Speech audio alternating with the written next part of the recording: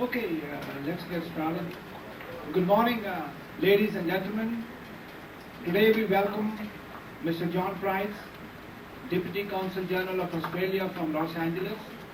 My name is Syed Tariq Anwar. I'm a professor of marketing and international business in the Department of Management Marketing. Before we get started, I just wanted to tell you very briefly the history of this seminar, this program. We have been doing it for the last 6 years. This is our 6th international business seminar.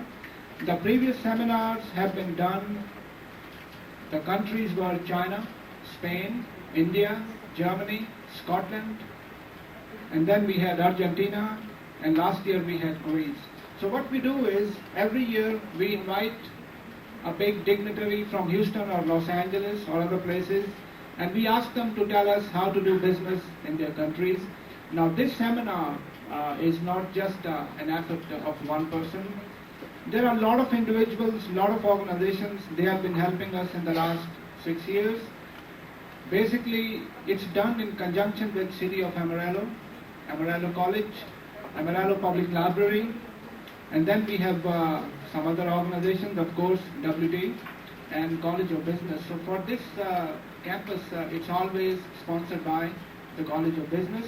But at this time, I would like to introduce you to few individuals who have been very helpful in the making of this program.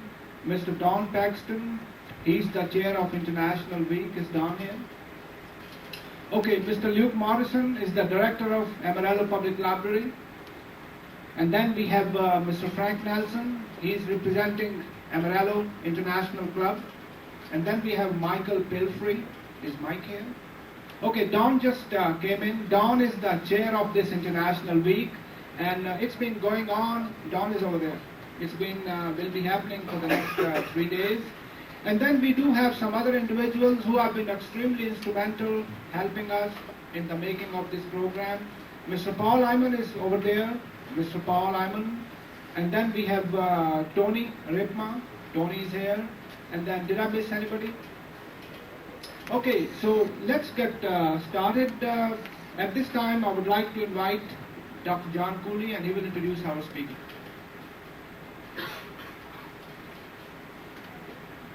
Thank you, Dr. Anwar. Welcome to Doing Business with Australia.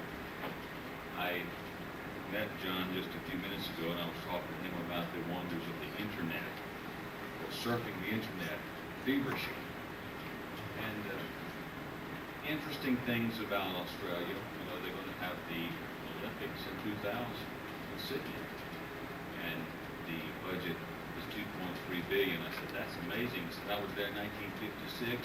I parked 200 yards from the stadium, and there was a local band that walked around with small banners. Quite a bit of difference, but we were very pleased to have John with us today. One of the individuals in one of the countries that we're very close to, Australia. Let me tell you a little bit about John. He was born in New South Wales, a country 100 miles west of Sydney. Graduated from the University of New South Wales. Joined BHP Industries in the Steel Division. Remained with them in Sydney until moving to the Market Research Division in London. Subsequently joined two UK manufacturing organizations and American multinational Brunswick Corporation. Before joining the Australian Trade Commission in London as a trade commissioner, moved to Washington, D.C. in 1995, worked closely with the World Bank, and now John is in Los Angeles as Senior Trade Commissioner and Deputy Consul General for Australia in Los Angeles. I said, how do you like Los Angeles? He said, well, it's very nice. I said, the last time I was in Los Angeles was about 2 years ago, and I woke up at 5:20 in the morning with my room shaking. And that was the period of time that they had the earthquake in Redlands, I think, or Redlands. So it was quite an interesting time for me. That was also the same time they were having the mudslides, and as people walked into the mudslides, they got poison oak and poison ivy. So I'm glad to be in Amarillo, and we're glad that John's in Amarillo too. Tell me you welcome Mr. John.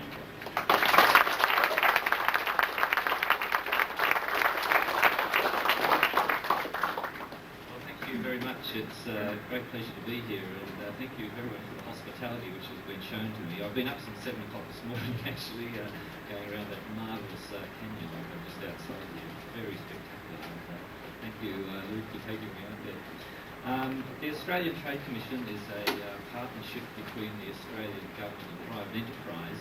We're a little bit different to a lot of trade facilitation agencies in that we charge fees to our clients, the people who actually want to use our services.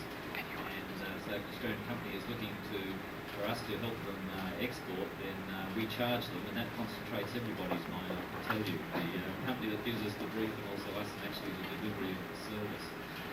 We have about 99 offices in 67 countries around the world, and at the moment I'm based in Los Angeles. I brought along just as a short commercial, a video, just to show you, just for 3 minutes, just to set the scene. So I might just put that on if that's okay.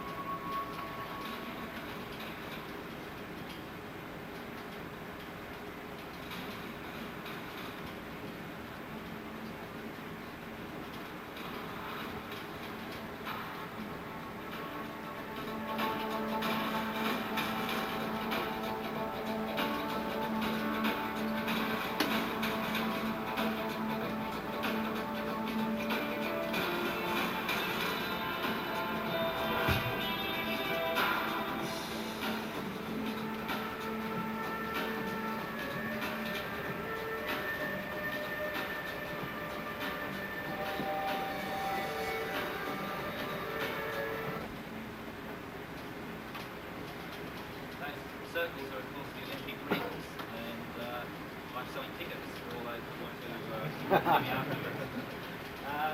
Can everyone give me the back? Because I'm going to show some slides. I'm not sure if I can. Just wave your arms around if you start. Perhaps I could just ask you, first of all, who's actually visited Australia? Who's actually visited Australia? Anyone in the room? Oh. Well, you're not the obvious one to ask the question, I guess. What was your impression? Well, I mean, I was surprised by the attitude of say no word. I couldn't really relax and more about it. They enjoy life. Yeah, that's true.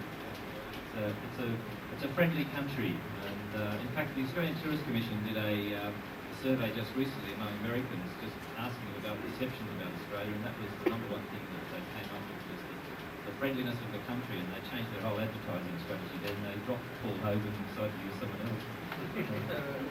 I'll just put this one up, not to just remind you where Australia is, but simply check out the neighbours. We're positioned in is the most dynamic region of the world. It's suffered a little bit over the last couple of years. But we are very well placed there in an area where those countries are importing and exporting trillions of dollars worth of goods and services. And I'll talk about that a little bit later on. I thought I'd like to tell you a little bit about where Australia's been, so you can understand where we are at the moment. and where we're going. Just before we get on to some of the, talk a little bit about some of the specific trade opportunities. Australia, of course, is the size of the United States if you drop Alaska. I think Texas, Western Australia is about the size of Texas. It's a huge place. In fact, there's a terrific story I heard the other day. There was an Australian way out in the middle of the outback here in Western Australia, and his car broke down. And the sun started to beat down on him. It was about 120 degrees, and out there, that's a serious situation. And he didn't know what was going to happen to him, and 4 hours went by, and he was trying to start his car, and nothing would happen. And suddenly out of the haze came a white horse, and the white horse galloped over to the car and spoke to the man. He said, "What are you doing here?" And the man was, of course, totally flabbergasted. He's a horse that talks. He said, "You're a talking horse." The horse said, yes. He said, "Yeah, now what's wrong with your car?" And the guy said, "I've broken down, and I think I'm going to die because I haven't got any water." And the horse said, "Look, don't panic." He said, "Let me have a look at the car engine." So lifted up the front of the car, and the horse put his nose in. He said, "Oh, I see what's wrong." He said, "The distributor cap, there's a problem there." He said, "Take that lead there and connect it there, and put that lead there, and get in the car and see if it'll start." So the man gets in the car and starts the car, and it starts perfectly. And the horse, he says, "Well, thanks very much." And the horse says, "That's okay." It disappears off into the sunrise. And so this guy drives furiously for 2 hours into a little town, and he parks his car, and he rushes into the pub, and he says, "Give me a Foster's." And the guy gives him a beer, and he drinks it down, and it turns to steam in his throat, and he says, "Give me another one." And he drinks the second one until it hardly parches his throat. After the fourth beer, the barman said, "What's wrong with you?" He said, "Well, I was out in the desert." He said, "My car broke down, and I thought I was going to die, and suddenly out of the haze came this white horse, and it spoke to me, and it actually fixed the car." And the barman looked at him and said, "Well," he said, "that's amazing." He said, "Are you sure it was a white horse?" And the guy said, "Yeah, I tell you it was a white horse." He said, "Actually spoke to you and fixed the engine." "Yes, I assure you, that white horse spoke to me and fixed the engine." And the barman looked at him and he said, "You're really lucky," he said. "You could have been in trouble because if it had been his mate, the black horse, that black horse knows nothing about car engines." Anyway, I digress. That sounds better after I've had a few beers, actually. Anyone that has been to Australia, like Luke, will know that 40% of Australia is in the tropics. It's very flat. Few mountains over 6,000 feet. Lots of low-lying, vast and arid deserts. We are, in fact, the driest continent in the world. We have a population which 2 weeks ago reached 19 million, which is about the size of Southern California, I guess. 22% of Australians are under the age of 15 years. We have a workforce of about 9 million people. And the interesting thing is 85% of Australians live down here, Brisbane, Sydney and Melbourne. And if anyone has been there, they know it takes about 14 hours to get from Los Angeles to Sydney, a little bit longer than here, obviously.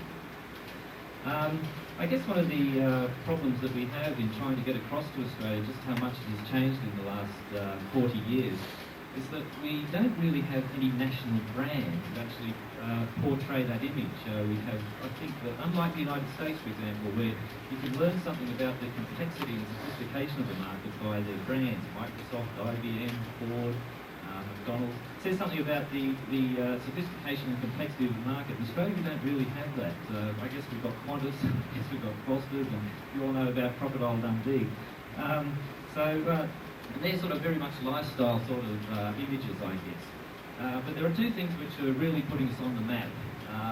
One of course, is the Olympic Games, which is being staged in Australia next year. And the second thing I think which has put us on the map just recently is the crisis in East Timor, where Australia is providing the bulk of the peacekeeping forces and playing what I regard as an outstanding leadership role there.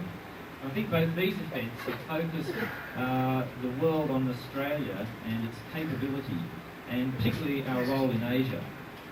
Perhaps if I just mention a little bit about the Olympics, we are one of only two nations who, along with Greece, have participated in every modern Olympics, and we're only one of 5 nations which has actually staged it for the second time. As John mentioned, I was quite young when I went to the 1956 Olympics, so I can vaguely remember that. But what's interesting, if you asked a handful of Australians who are exiting the 1956 Olympics these questions, if you said to those Australians as they were coming out, do you ever think Australia will become a republic? Do you think Australia will ever sever our ties with the British monarchy? integrate with Asia, sign a defence treaty with Indonesia? Do you think that Australia will ever have a population drawn from 140 ethnic groups? Do you think Japanese will be studied in Australia more than any other language? And do you think that we would reject the view that Australian land belonged to no one before European settlers? Well, the answers to that would be no. In fact, people would look at you quite incredulously that you would even ask the question. Because in the 1950s, we were known as the lucky country. Australia rode very much on the sheep's back. 50% of our export earnings came from wool. We had a huge trade with the Commonwealth, which of course, and most of that was with the United Kingdom, and most of our exports went over there. We had a very small population then, about 8 million, and in the late 50s and early 60s, 70% of Australians owned their own house. So we were very much regarded as the lucky country. But of course we were not suffering from, as they were in Europe, from the effects of the Reconstruction that had to go on there for many years after the Second World War. But looking back over the last 40 years, there's a few shocks lay around the corner for Australia. And if I look back, I think there's sort of 4 defining moments which really changed Australia and changed it forever. And this is what they are.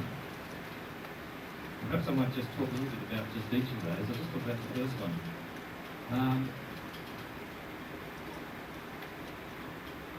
The first one was that in the late 1960s, Britain joined the Common Market, as it was known then. It's now known as the European Union.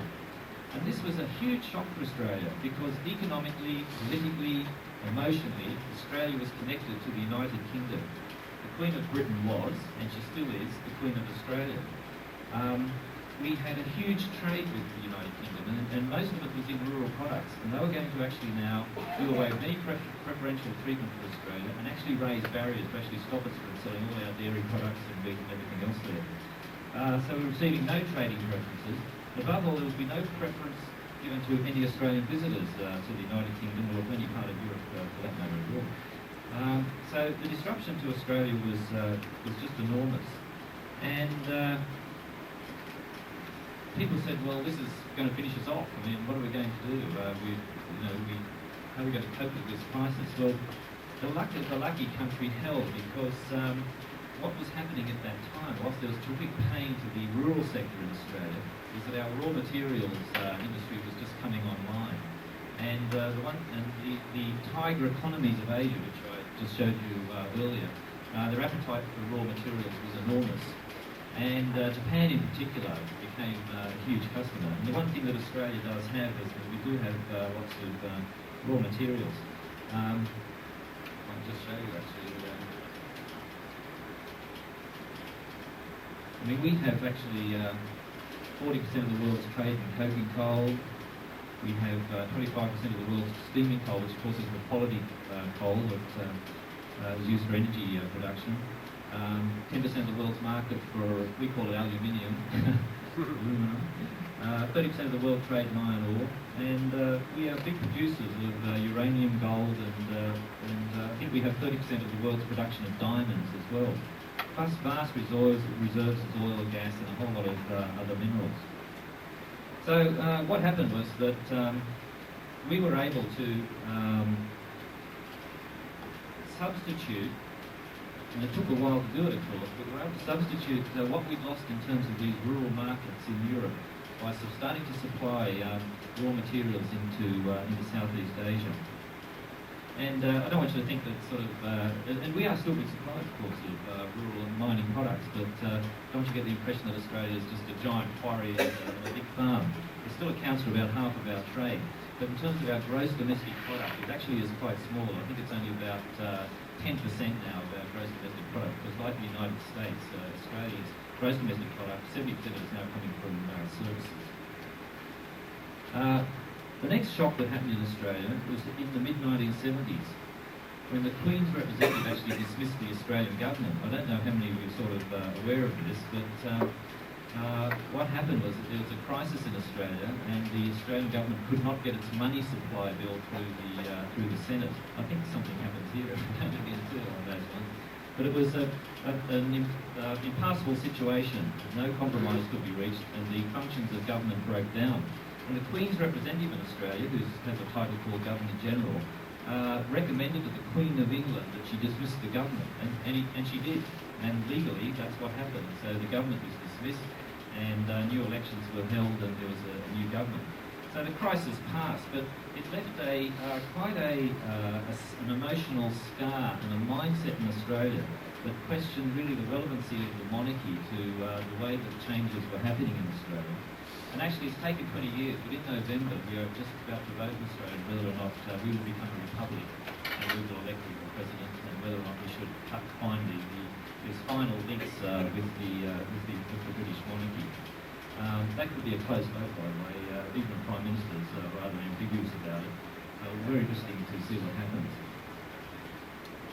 The third defining moment for Australia was, I think, in the early 1980s when commodity prices tumbled, and they tumbled dramatically. And we were at that point still supplying huge amount of commodities into Southeast Asia and elsewhere around the world. But it concentrated, I think, the minds of the government at the time that Australia really had to start diversifying into high technology, value-added goods and services. And really we had to start increasing our engagement with the world. I can't say that there was some single day or epiphany moment when we suddenly said, well, let's change. But over that time, just in the first couple of years, there was this mindset developing. But I guess one of the defining moments was actually the Australian dollar.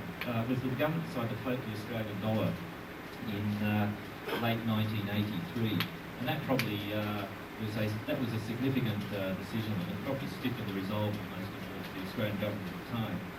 And what's happened since then is that the economy has been open to greater competition, both from home and abroad. And without attempting to be going too much boring detail about it all, I guess one of the things that we did which drove structural change in Australia was that we unilaterally slashed tariffs and quotas on all sorts of imports. And whereas in the early 1980s we had an average import of value of about 24%, it fell to about 10% in the early 90s, and they've been slashed again, and we're now about 4%.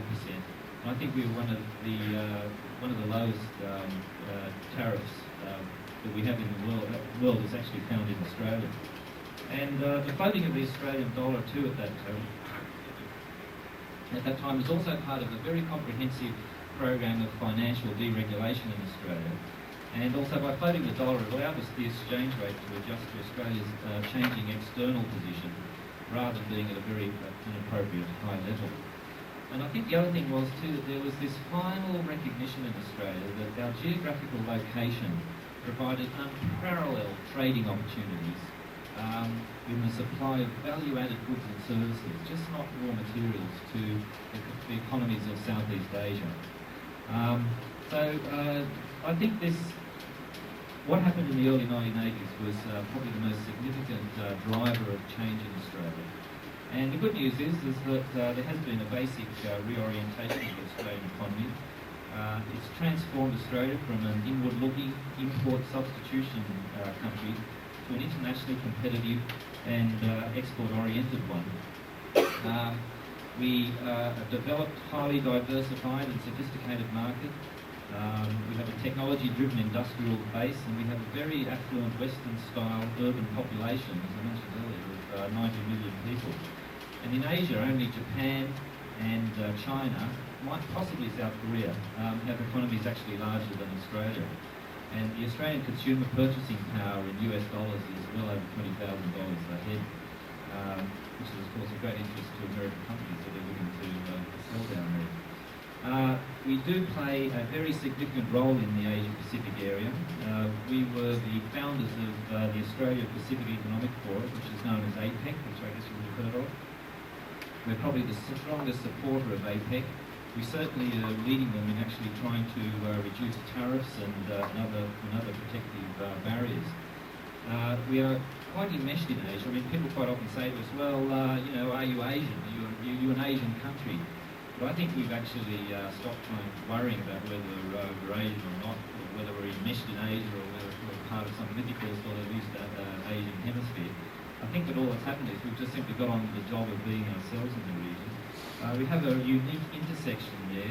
We're a Western nation next to Asia with very strong links to the United States and still to Europe. And we have an interest in just getting on with our neighbours. I think the fourth defining moment was in the 1990s, and this, of course, was the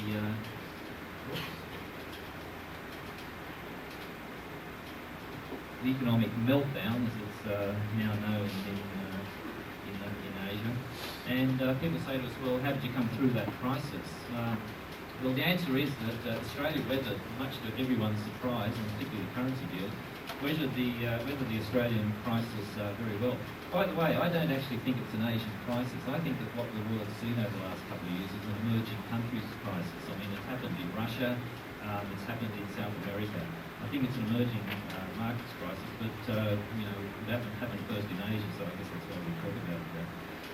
And people say, well, how come that Australia survived it? Well, I think one of the most critical factors was Australia's buoyant performance in that it entered the Asia crisis with a very strong domestic economy. For all those reasons I actually mentioned earlier. We had something like 15 and a half years of prudent fiscal and monetary policy, and we had very low inflation. We had a very sound regulated financial system and very solid corporate balance sheets. And we had very low public sector debt. And the housing market in Australia continued to be a spur to growth all the time that these problems were actually occurring in Asia. So compared to our Asian counterparts, Australian companies entered the crisis with very low debt and very good quality management. The second reason I think we weathered it was that the Australian dollar fell because this currency deal saw Australia as being part of Asia, and therefore things must be bad out there too, without really examining very closely the fundamentals of the Australian economy. And the Australian dollar fell from 78 cents in May 97 to 55 cents in August 98. Now that was, of course, very damaging to importers into Australia and also to all those poor Australian tourists that were coming overseas. But it made the Australian companies very competitive in world markets with their products. And what they were able to do was to switch very rapidly their exports from the United States, from Asia into the United States and to some extent into Europe. The other thing too is that we have a pretty diverse export base. Although I said that half of our exports is actually agricultural minerals, the other half is in manufactured goods and services. And the other thing too is that although we were exporting to Southeast Asia, 66% of our exports, it did go to a diverse range of markets there. And of course we did feel the effects of it. Some industries were particularly hard hit. The cotton industry, for example, which sells a lot of cotton to Indonesia. And there has been a drop-off, but in the overall scheme of things, Australia actually has performed extremely well. There was a fall-off in tourism from Asia. I mean, about something like a 70% drop in tourists from Korea, something like 40% from Thailand, and about 6% from Indonesia. But there was more than made up very rapidly with increased tourism from Germany and from Europe, and also actually from the United States. So the effect of all this, which actually surprised everyone, was that the Australian economy actually grew during this period of what we call the Asian crisis by 4.7%. In fact, it's even historically higher than the average growth of Australia over the previous decade. And in fact, we outperformed the United States and the United Kingdom, France and Germany. So that surprised everybody. People say to us, well, all those problems in Asia and you sort of, diverted or sending your exports somewhere else these days, would you ever go back to concentrating in Asia again? Would you walk away from the place? Well, the answer is certainly not. We think that Asia is still going to be the region of the next millennium. The thing that you have to remember is that there's still very high gross domestic product and purchasing power in Asia. There's a very big middle class in Asia. There's something like 400 million families who are regarded as middle class in Asia. It's growing about 30 million families a year, and and they have the money. There's also a very young population in Asia. It's the average age sort of about 23% compared to a much older population, sort of like 30% elsewhere around the world. And they still have very high domestic saving rates in Asia, and if they can be tapped, that will be a spur to economic growth as well. Asia will still be the single biggest source of infrastructure anywhere in the world, no question about that. They might have fallen at the moment, but they will come back. And I think above all, the countries of Asia have actually learned the lesson. I think they've absorbed them, and that's come about through a fair amount of international pressure, I should add. But I think a realisation on their part that they just couldn't carry on with the way that they were doing.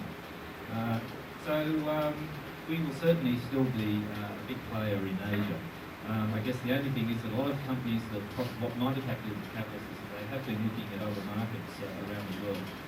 South America is one that is of great appeal to Australia because there's a lot of synergies there. Australia, for example, is a very dry continent. We are world leaders in water resource management, and that's exactly what that's a problem in parts of South America. And we've been pretty successful just recently doing a lot of consulting work down there. And we do see other synergies with the country as well. So you might ask, well, where does the United States fit into all of this? Well, the answer is that the United States is Australia's second largest two-way trading partner, succeeded only by Japan. Australia is the United States' 14th largest export market worldwide for manufactured products.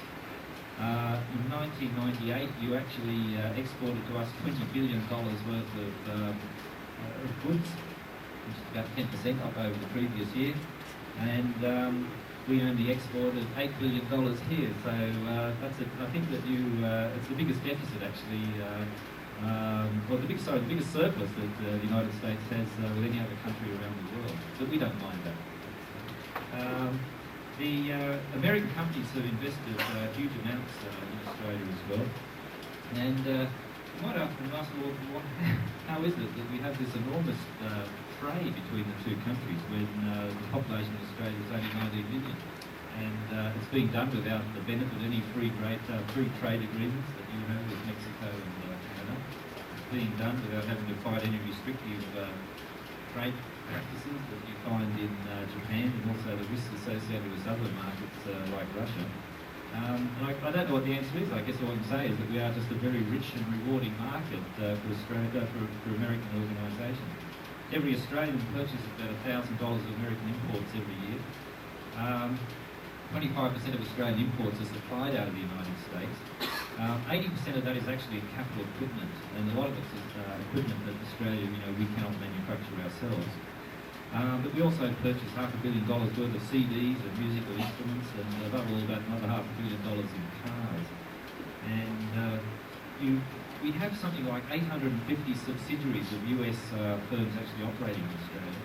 And what's really interesting is that over the last 7 years, there's been 125 US companies that have actually set up their regional headquarters in Australia, and they employ something like 15,000 people, and have invested something like $4 billion. I might just finish this little section of the talk just by saying, well, what are the two issues that Australia faces in the future? I think that the two that really worry Australia is protectionism is one, and the second thing, the issue that we have to address is globalisation. As regards protectionism, my sense is that out there's still a lot of protectionist feeling. Trade liberalisation is a long way off, and this came home to Australia, particularly just recently, when the United States took a decision to actually to raise huge tariffs against the import of Australian land into this country. This has a significant effect on Australian industry. We're selling about $100 million worth of land here against a very small domestic industry in the US, which we regard as inefficient. But everyone's a loser in this situation. What we should be doing is lowering these tariffs, enabling this to come in and to help grow the market in this particular area. We in Australia are pressing continually to try and get trade barriers lowered. Because, I don't know if you realise this, but if we just lowered the trade, we would halve the existing trade barriers around the world, but we release something like $400 billion worth of benefit. And it's just not rich countries that benefit from this, it's also emerging countries as well. So we will continue to keep pressing for a reduction in trade barriers. We see that's the way forward. The second issue that Australia has to address, and which it is addressing, and is that this issue of globalisation. Our Foreign Minister actually used a phrase just recently. He said Australians have to not be globophobes, but actually become globophiles. And what he meant by that is that as we approach the millennium, what you see is the emergence of a truly global economy, a world in which all the nations are integrated or interdependent economically. And for individual businesses, this means that your home market actually is the world market. And of course, I guess you've heard of the term, the Nike economy, where a single pair of Nike shoes has 50 components manufactured from 5 countries around the world. We have our global organisations in Australia. We don't have many of them, I mean, nothing like the United States, but it's critical that Australia continues to actually internationalise its business. In fact, the Far Eastern Economic Review recently pointed out that transnationals, and these are something like 40,000 parent companies and their 250,000 affiliates around the world, actually now account for the bulk of world trade. So what we're saying is that international trade is quite often no longer between nations, but it's actually between companies. And they've actually reckoned that something like a third of world trade is now actually intra-company. So that's what we have to address, and Australia has to make sure that we continue being a very outward-looking, see some good ideas, add them to our own, see the competition coming, try and respond in time, and above all recognise that the home market is the world market. I'll just summary then.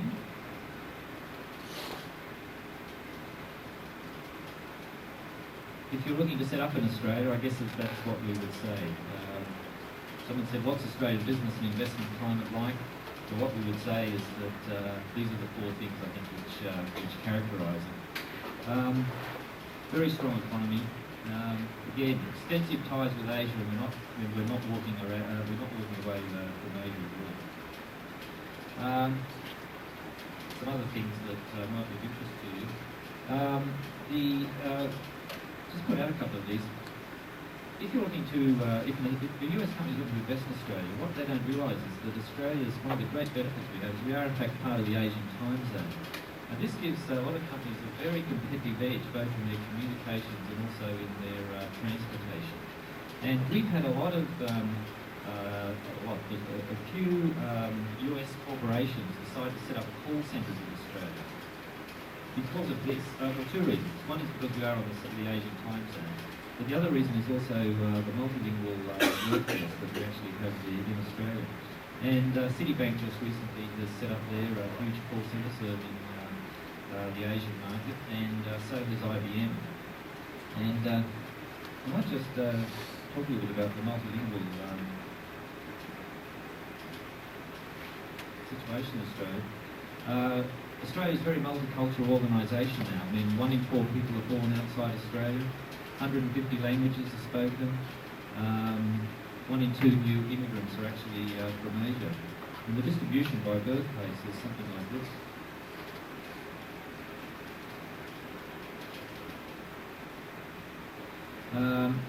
44% coming from Southeast Asia. And the multicultural nature of Australia now has just transformed our society. I mean, when I was growing up, Sydney was, a very boring place to be. But now it's very cosmopolitan. And Australia's just benefited enormously, just not economically, but socially, by the influx of Asian immigration.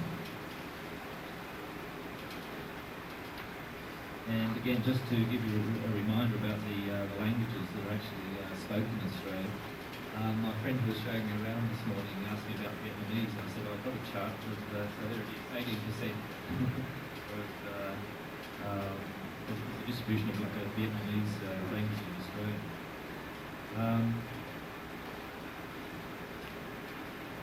So we believe for that reason that Australia at the moment is probably, if you're thinking of investing anywhere, we believe that we actually have a whole raft of reasons as to why you want to set up in Australia. Just to announce just some particular trading opportunities. I'm quite often asked, what are the best trade prospects in Australia? I might just talk about these just a little bit. You notice the first 1, 2, 3, 4, 5. The first 5, of course, relate to the information technology area, and I guess you might expect that anyway. The Australian telecommunications market certainly is one of the most dynamic in the Pacific Rim, and it's being driven by deregulation, as it is being driven elsewhere around the world by deregulation. Particularly telecommunication services, the internet, e-commerce, mobile phones, these are very strong segments in Australia. Out of a population of 19 million people, we actually have 6 million mobile phone users in Australia all the time. And we have something like 23 licensed carriers of telecommunication services. The information technology market as a whole is valued at something like about $12 billion, and computer software is something like about 15% of that. And I guess the key drivers of the software market in Australia, again, probably as it is elsewhere, is the wide upgrading that's going on all around the world. And I think also the second thing is the rapid growth in the internet market. About 1.5 million households in Australia have access at home from the internet. The usage of the internet in Australia is extraordinary. I think it's something like 50% of adults actually use the internet, and something like 75% of young people between the ages of 18 and 24. Computer services is another big area of opportunity. The industry is valued at about $5 billion. The driver in that particular industry is actually outsourcing. We have a government at the moment which is actually trying to outsource everything, including my organisation, I should add. But that really has been a big driver, and for example, IBM Global Services in Australia recently signed a huge contract with our major telecommunications carrier Telstra, and it's worth about $600 million to provide Telstra with billing system support in Australia. I think that of that particular computer services market, telecommunication services is actually a very big part of that, probably about 25%. Telecommunications equipment as well. The US is a big supplier of equipment in this area. I think they supply about 20% actually of our needs in Australia. A lot of that's actually customer premises equipment, networking equipment. Again, internet services, multimedia, it's all up there as areas of opportunity. Computer hardware, we don't really have a hardware industry in Australia, local industry. We might supply bits and pieces, but that industry has had a pretty steady growth. And a lot of European vendors in Australia, I guess that Australia is supplying anything in this area, mostly modems and scanners, but it's also a market that the US has a strong position in. Automotive components. We have a booming automotive market in Australia, and we actually ourselves export huge amounts of automotive parts all around the world. It always surprised me when I was working in the United Kingdom to find that the best-selling car in the UK, the engine actually was sent from Australia, and you sort of wonder, well, how does this happen? Somewhere halfway around the world is supplying engines for this car. It came out of the General Motors Holden plant in Australia. And that's really just the nature of this industry. The industry is a very global industry, and very quickly can switch its supply of components and engines anywhere around the world at a moment's notice. And the industry is very geared up to supplying international markets. We have one of the highest vehicle ownership rates in the world. Out of 19 million people, we actually have 12 million cars. It makes you wonder who's actually driving them all. And we export about $300 million worth of automotive parts to the US, and the US exports about $200 million parts to us. So, and the US is about the second biggest supplier to Australia after Japan. Medical equipment is an area where about 80% of all our requirements are actually met by imports. The US medical equipment has a very strong hold of the market. And Australia, of course, enjoys a very high standard of medical practice. So we tend to Australia to supply a lot of the sort of the hospital beds and those sorts of things. But the sophisticated medical equipment actually does come in from the US. And it's the same with laboratory equipment. You have in Australia a very large number of very small companies in this area, and a handful of big organisations. But again, about 90% of Australia's needs in this area are actually met by imports. And the European component of this is very strong. And I think the US supplies about 25% of that market as well. Engineering construction in Australia, that sort of, the driver of that particular market tends to depend on any particular projects going on at the moment. There are some very large ones. Of course, the Olympic Games is a huge infrastructure project which is happening in Australia right now. And it's very close to completion, I should add. There's another huge development going on in Melbourne, Australia, where they're redeveloping the whole of the Docklands area, and where Paramount Viacom are going to set up some new film studios down there. Mining industry equipment. I think Australia is the 5th largest market for US exporters there.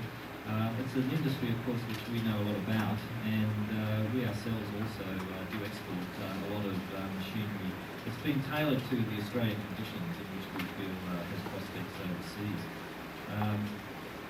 The security industry in Australia, we don't have a lot of the problems that you have in Australia, but of course we are still a very affluent and urbanised society. So most of the security equipment which is sold in Australia is generally not to do with trying to put restrictions on the use of firearms, because we don't have that, generally don't have that problem. But it's mostly to do with commercial premises security, and I guess to some extent residential home security. But you get some very sophisticated sort of equipment in this area, particularly in terms of monitoring and access control systems, and personal protection devices as well, something which seems to be growing out there. Aircraft and parts. Mostly in Australia, this is characterised by components. The industry is, I suppose, driven by the defence requirements of Australia. We only actually have 2 carriers in Australia in terms of commercial airlines. That's Qantas and another airline called Ansett. But there are sort of 40 regional commuter operations in Australia, and we do have a very big, just as we have here in Texas, a very big agricultural services industry as well. And there's probably about 60 or 100 sort of leading operations in that sort of area of piloting. The US, I guess, probably would account for about 80% of imports of aircraft and parts associated with that into Australia. And I think tomorrow I'm actually going out to actually see one of the aircraft that's actually being manufactured to work in here.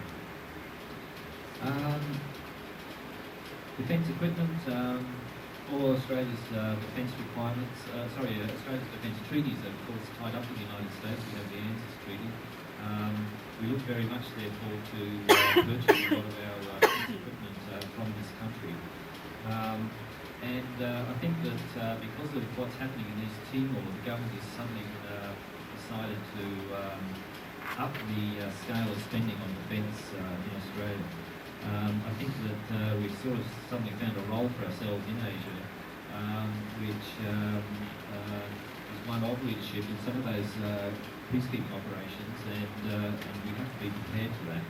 So I would expect that we will actually see in Australia a lot more money being spent on defence. And we are of course an island continent, and a lot of our actual money that's actually spent on defence is very much spent on maritime defence. And last, environmental technologies. We are actually the 10th largest environmental market in the world. The industry out there turns over about $6 billion. I guess the 2 driving forces there behind the demand for environmental equipment is, first of all, just community awareness, which is I guess been a driver elsewhere around the world. And secondly, government regulation. the government really is putting a lot of pressure on industry to comply with existing and emerging pollution control technologies.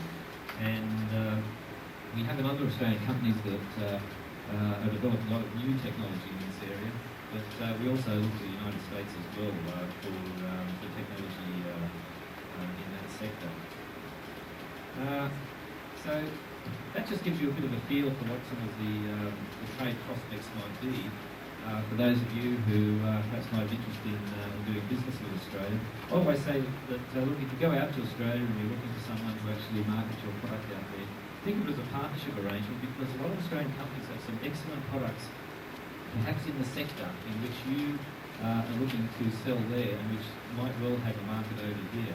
And there's all sorts of ways to do business in Australia, with traditional ways, as you do it through distributors or through franchising or licensing and joint ventures. It's not difficult. And but we also always, urge companies just to not too blinkered if you go out there. Look for some good partnership opportunities. So I'll just finish on one final note, which is the way I started the thing, which is just talking about the Olympic Games. It is on next year in Australia, September the 15th. It's followed by the Paralympics shortly afterwards.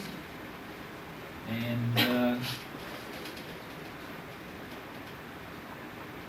the cost of the Games is about 2.4 billion. The cost of the New South Wales government is 1.2 billion. It's like running 27 World Championships concurrently and 15 Australian Grand Prix concurrently. It's absolutely a huge infrastructure operation that's going on. For all of those who, that's the cost of it. The benefits, we expect to be certainly put on the map. There'll be a worldwide viewing audience of the Olympic Games in Australia, 3.5 billion. We've had various estimates as to what the benefit that will be to Australia. We hope this holds up. Already we are seeing an increase in the number of visitors to Australia just because of the pre-publicity which has been going on, and we suspect that's a lot to do with the awareness of the Olympics. For those of you who are into trivia, I always like showing this slide. This is what we need: 330 tonnes of fruit and vegetables, 19 tonnes of eggs, 75,000 litres of milk are required during those 2 weeks. This is actually a pretty serious statistic, because we've got to be able to supply all this thing in Australia. So there's been a lot of nervous breakdown trying to work out what you're going to do about it. But I think it'll all come together on the day, as they say. And just one last thing, that we won the Olympic Games because of the environmental technology that's actually going to be used there. The whole of most of the events will be on site, on the one site, and we're building a big village, and it's being called the Solar Village because it's going to be powered by solar power. Anyone that's actually going out to Australia who has a business interest, we are running at the moment a thing called Business Club Australia. And what it means is that you join this club, and it's free to join. I've got some brochures here which people can take away if they would like to find out more about it. It's very easy to join. You can just fill in one of these forms or go into the website. They have a terrific website as well. Just join the website. And what it means is if you're going out to Australia to do business, you join the club and they will facilitate your visit for you while you're out there. They'll put you in contact with a lot of the companies that you're perhaps looking to do business with out there, perhaps with some of the key government officials if that's necessary during your visit there. And if you're interested in investing in Australia and setting up there, then they'll take you around and show you some of the places where that could happen. So on that Olympic note, I notice it's a bit after 12, so I've run over a little bit of time, but I'm quite happy to take your questions if there is some time. Thanks very much.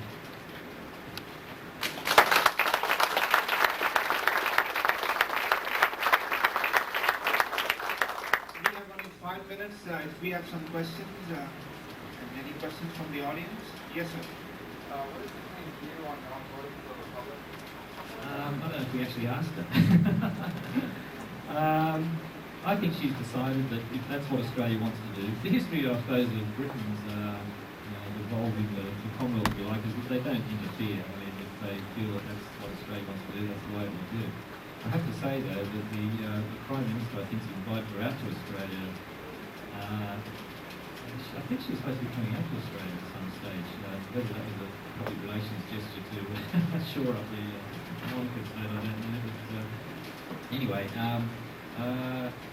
it will be very close because under the Australian Constitution, it's just not a question of the majority of people wanting to become a republic. It has to be a majority in 4 out of the 6 states as well. And that's, I think there will be a majority of people want the republic. But when you can get that majority in 4 out of 6 states, it will be very interesting. And so it's going to be a very close run thing actually. And then we all have to then decide who's going to be president. And nominations for that include Paul Hogan and all sorts of the politicians want to have a hand in that, I understand. If left to Australians, I think we probably have a different view on who should be president. Other questions? Yes, Mr. Paul. What are job opportunities for young people in Australia? It's very hard to say. The unemployment rate in Australia is about 7%. It seems stuck there. Whilst the economy has been growing, unlike the US where unemployment has fallen around about 4%, we seem to still be stuck at this 7% level. And there is a bit of concern about youth unemployment in Australia, and that it's taking quite a long time for people who are finishing their university courses and to actually find jobs, but they are finding jobs. I think you just have to be patient. There are certainly job opportunities in Australia. It just depends on the niche in which you're going for. If it's something in the, certainly anything in the IT industry, it's not a problem. Australia, like a lot of other countries around the world, is actually facing a shortage of IT graduates, and I think if you are doing any sort of information technology degree these days, you're sitting in the wrong seat. I mean, countries such as Ireland have been exporting their IT people. There's a huge shortage developing everywhere. Even in the United States there's a big shortage. There's an Australian company called Wincom, which is up in Denver, and they employ 200 people, and they are really struggling trying to find the graduates, and they're actually looking everywhere to get them. I would say to you all, switch courses, get into IT, that's where the big money is. But certainly IT is one area. Other areas, can be difficult. One more question. Yes, sir. Yes, over the past few years here in America, in Salt Lake City, we've seen some scandals with the IOC. Has Australia experiencing that same scandal kind of behavior? There was 2 very thorough investigations into the bid to Olympic Games, and Australia came out clean. There was some excesses, or what we would regard as excesses, which were allowed by the rules at the time. A lot of this, a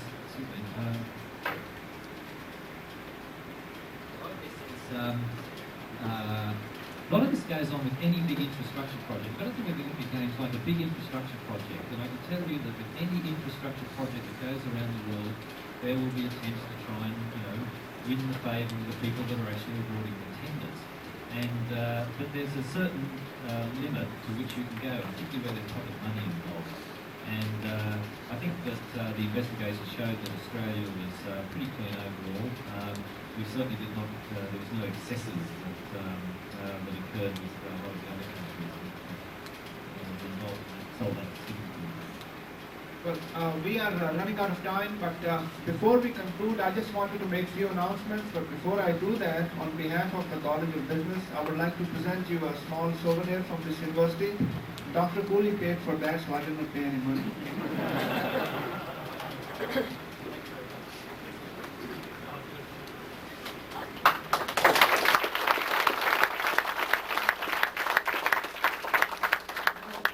Any seminar, it's a collection of different people. Very quickly, I just wanted to acknowledge and recognize few people who helped me make this thing happen. My student, Highwin, is behind the camera. He's one of our excellent supports. Faisal is over there. Faisal Mahmood is one of my best grad students I ever had in the last 10 years. He has been working, he's not a slave, but he's a great guy. Then presidents, ambassadors, they helped us in the logistics. And then Phi Beta Delta Honor Society, they also helped us. And then we have RMR and all these people, and especially I just want to thank Luke Morrison and Don Paxton for bringing Mr. John Price here. And also want to thank our Dean for his support and help. And the last announcement is the luncheon will be provided in the mirror room. So if you RSVP my invitation, our invitation. The mirror room is next to this room, and our people will guide you over there.